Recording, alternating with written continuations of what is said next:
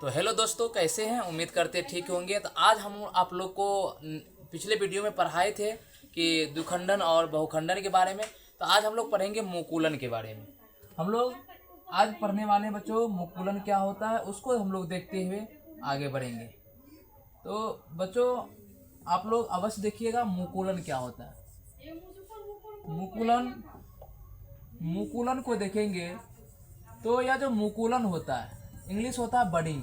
क्या होता है बच्चों? बडिंग। हम कह सकते हैं कि यह जो मुकुलन होता है यह अलैंगिक जन की एक विधि होता है। अलैंगिक जन की क्या होता है? विधि होता है। इसमें जो जीव होता है जीव के शरीर से एक उभार नुमा संरचना निकलता है। उभार नुमा संरचना निकलता है। तो बच्चों उस उभार नुमा जो संरचना होता है उस उभार नुमा संरचना को हम लोग मुकुल कहते हैं। क्या कहते हैं? मुकुल कहते हैं। लेकिन याद रखना बच्चों कि हम लोग पढ़ रहे हैं मुकुलन के बारे में, बडिंग के बारे में। तो यह भी अलैंगिक जन की एक विधि होता है जिसमें जीव के शरीर से एक उभार नुमा संरचना निकलता है, उसे मुकुल कहते हैं। यही मुकुल जब आगे चलकर वृद्धि करता है तो एक नया जीव का निर्माण करता है। तो यही प्रक्रिया मुकुलन कहलाता है। फॉर एग्जाम्पल में अगर हम लोग देखेंगे हाइड्रा को, किसको देखेंगे बच्चों? अगर हम लोग हाइड्रा को देखें तो यह हाइड्रा मान लो जनक हाइड्रा है।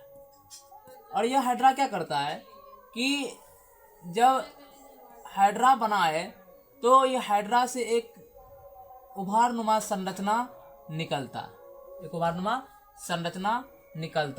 और यही उभार नुमा संरचना आगे चलकर क्या करता है कि वृद्धि करता है। और यही उभार नुमा संरचना आगे चलकर वृद्धि कर एक नया हाइड्रा का क्या करता है? एक नया जीव का निर्माण करता है। तो यही प्रक्रिया क्या कहलाता है? मुकुलन कहलाता है। तो याद रखना कि अलैंगिक जन की वह विधि जिसमें जीव शरीर से एक उभार नुमा संरचना निकलता है जिसे मुकुल कहते हैं। मुकुल आगे चलकर वृद्धि करता है तो उसे हम लोग एक नया जीव का निर्माण करता है जिसे हम लोग मुकुलन कहते हैं।